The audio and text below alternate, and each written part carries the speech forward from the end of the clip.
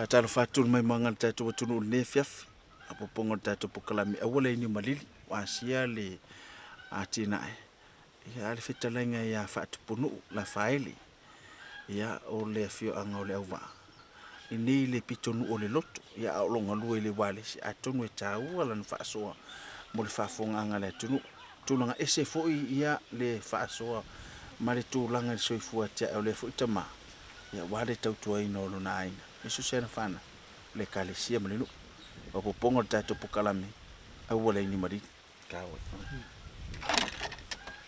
e ele fa upunga o masani ai fa meio le me ye le loto e ye fo ile wala fa ya e manatu le tato pokalami e tala fe unga le nei fa tau e mamanu ma fa matala ile soifuanga ngalue le tama ya fa tupunu la fa ile foi o le fio anga o le au vai le pitonu o le loto. A o whaatino la nā tina ai o le taamu o le talo. Ma le ano fualau aina. Sa whainga tau na tau fitu una i manatu ma mafau fau. Ai mai se sa tau sufi se la ngona o le tātou polokalame se i tau whaamatala wa inga maofa o le loto. I le maeu o le whinau ma le whiringa o le tamanya whaatupunu. Se ila langa se lumanai ma se manuia molo na to olua ma se ana whanau. Eui, o whaatupunu o se tangata ua le ato o toa le malosi. Ma vaenga o lona i tūtino se i tulou. E whai wā whaina mo wā vesea umona vae pōna au se i tulou. E wā whaina foi o na lima sa wha moi moi iai lona soifuanga lue. Peitai. E le ima whaia e ia a fianga o na tāwa vai le lotonga lue ma le ola whinau o le tamā. Sa masania ilo no langa. Ai a fua i le mōri mau ma le whaasoa a whaatupunu o le se fulu tasi o na tausanga. Na a mata a fia i ngase o lona winga. E a mata le soifua tia o le neitama. O levo na a fia i ngase o le tino. O le amakanga mai a e loa.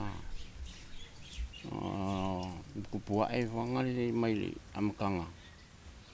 O ke ola e a uia mai o lai a koko o malo kingo ma kolo malo se o fui ulima lai a koko o vai. Ia pila o le suka usanga nga makailoa nga afia o i ngasi fui pe nga ukangkanga i me fui ua. O le yengi vai le yengi lima. Ia e whafka i le puola o maua le ola ma le malos. Ia mai a ngā kaimia ma o le kelea o leo soifua vanga le sa ola mai. Kelea i fo sa moa o le whale mai. Ia alu whale mai ko tiki kolu masinga o ngofu i kau ngofiki se mahua po le asa mea. Ia o kaimia o lai i le kulanga whaanga le ola whaka mai kikim ko pulanga i le malolo le fiwal ka mai ki ngā ke amaya alu ka alo i le ako se vai aso koe fo i whale mai. Ia ngā o sa ili fo sa wa le whai mai fo i fia i atu.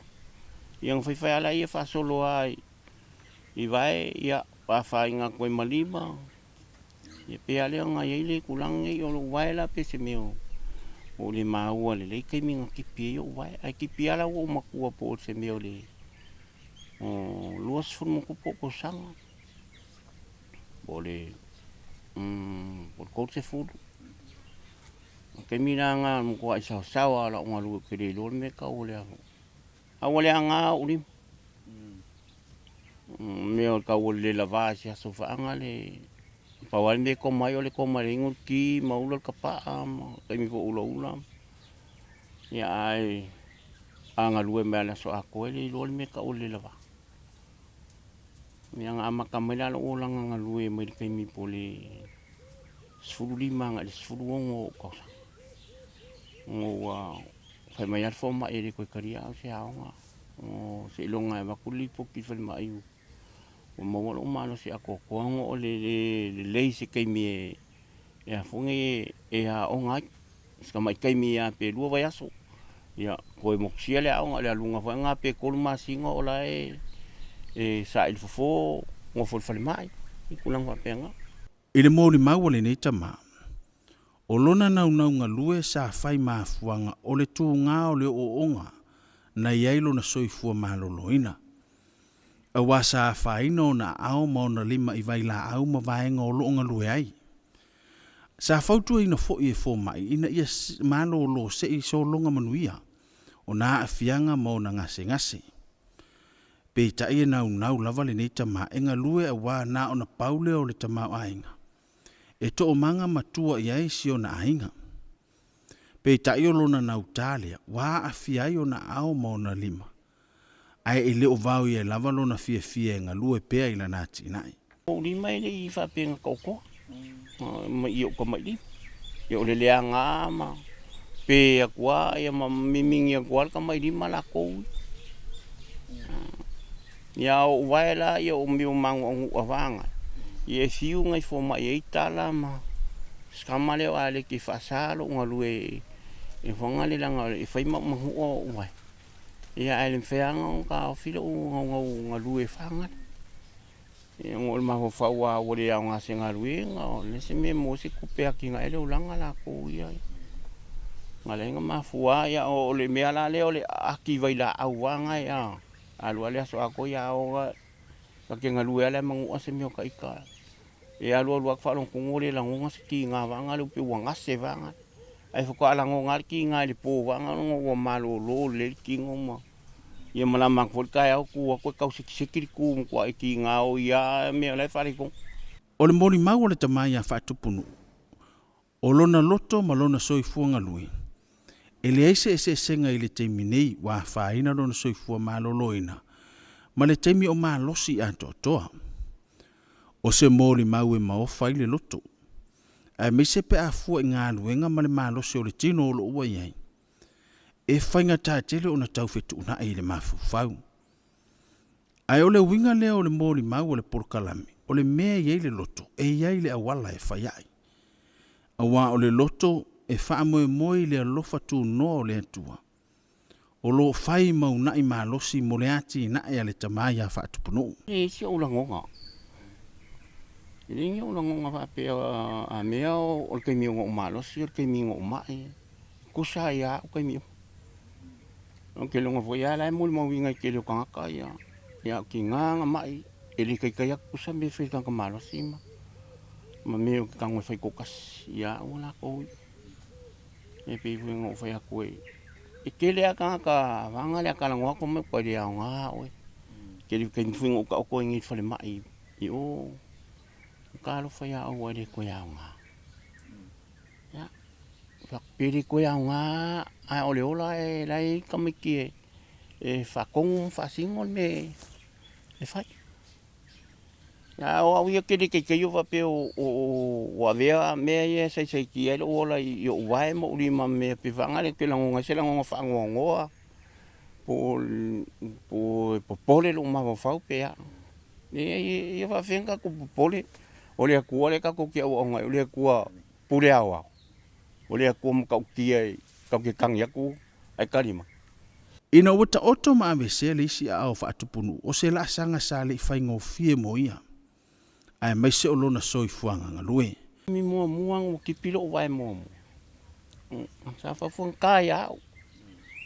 Ingo o le mawhawhaura le la kasi le vai pe whawhiong whelua. Ia e pe kai yangi ngo ngau a o walu kalakala ngoa isikanga kau ka kipila ko vai ma. O ave ia o e isikanga ka sa ilalo ho ia o ilang lako vai. O ke alu whakalakala ngoa whaangalingi lako langonga mangi me inga ia whawhaingo fia ia o ngō whaise whiwhiringa I lo vai kipi male kipia. Ia o whalongo kunga lai kalakala ngoa kanga. ia mau vai e wa faila ko vai fapi ke minga di face fale vai ngai ia nga kipe lo le lo vai ngi lo pe lo vai la le mo kipi lo vai nga vale ia pe ama le lima masinga kan kipi wa lo le fiki failo vai fapi o ko sawa ko fo ia la unga lue me nga makamanya pe ia le o kipi lo vai le amo avenga la vai fanga le vao fafal fanga vao ko meo ko a faingo fie ya o me o mai ke mi fu ile ing pasife wa e amo ko ngi me fa ka inga kai me fa ka kai le ai le war ka fa ka le pasi ave me fa ka u pi faingo fie ya o kipi ese lo vai mai me sa sei ki ai mangu ama ma ki nga ho Pe tai no wa ve se umona ao. E le titi a venga sama mafailo na mafufau. E whaai o le tau wha maasani i le soi fuanga ua iai. Ai sa sili o na mamafa i lona mafufau. Se luma na i mosiana whanau ma si ona to olua. Ai meso si ona ainga tau hati ai. Ave se le lua. E mo ia wanga le ia uiango o le mwhaifunga koe whelua i le vaila le whapingo kipi e se li si vai. Ia nga fuafualo la ia la koe alu i fiki whai umau vai lua. Ia ke lo umau a lol po kalame le whai ke.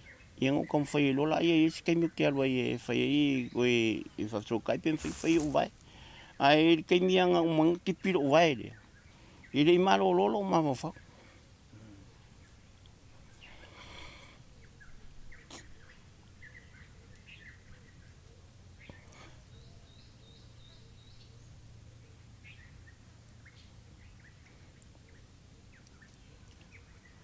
Ina ua wa ia koe o. Ua whaila ainga mo whanga.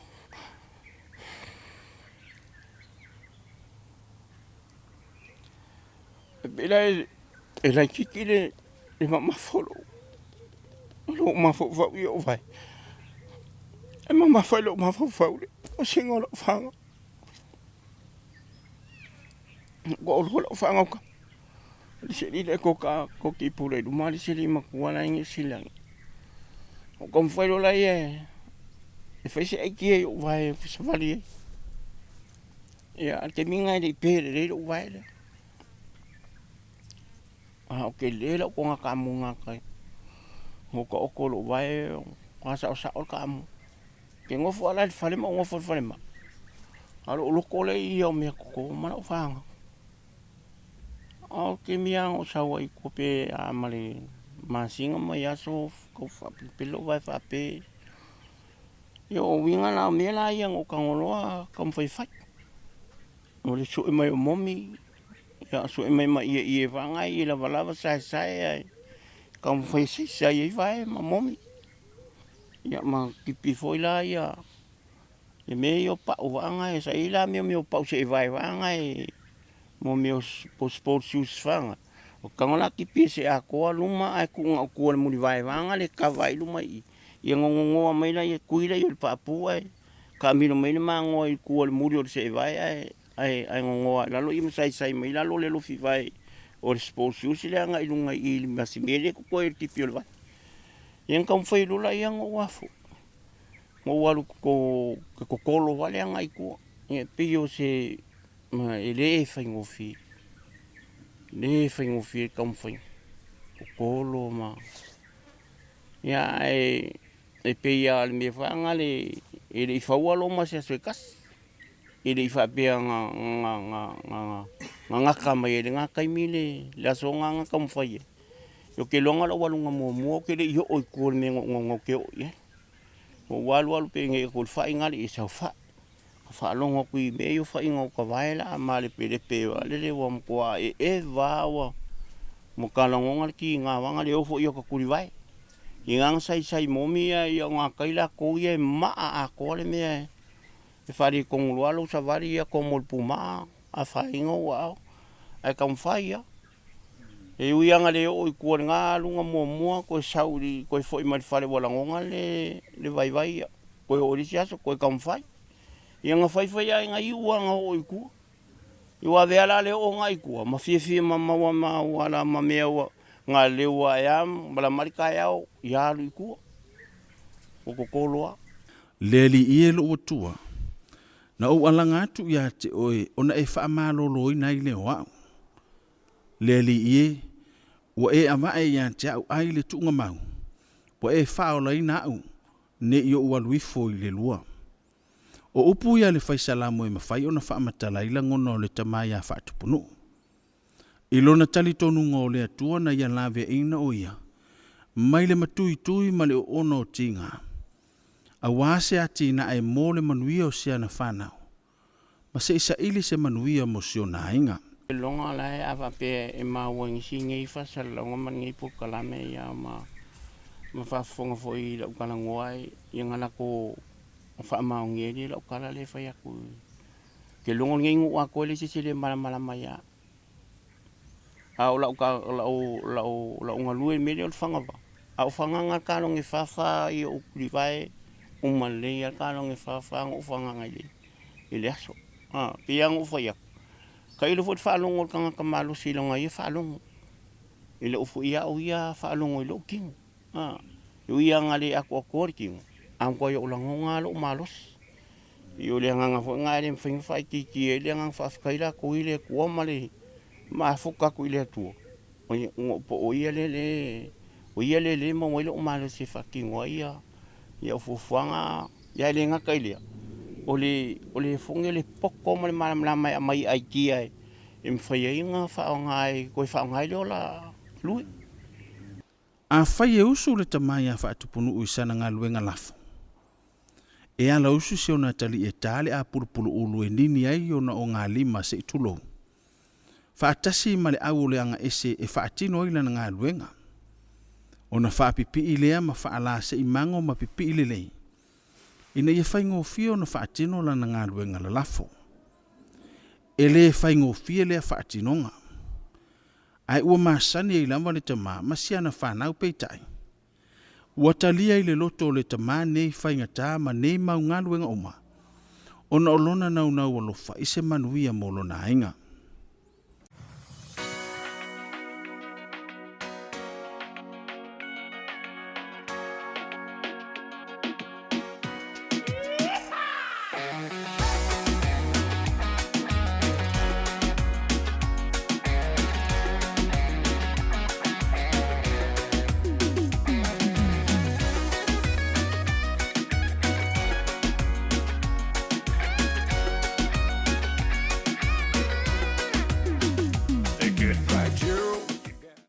Ya, le ne vanga o le tatou porokalame o le au le aini o malili. Ia o le sa mai mo mari tatou atunu. I le whaasoa. Ia le sunga ia porto hafa ia te whaatupu nuu la whae le fue. O le awhioanga o le au waa. Ia e tusai foi o lona soifuanga mai le teimina. Ma vai na umaya na aonga. Ia masau e whaatino na tinai. A lea la whaisin tatou marolong pupu. A toi tari umai. Ia na toi whaawau leo le whaasoa. A le sunga ia whaatupu nuu.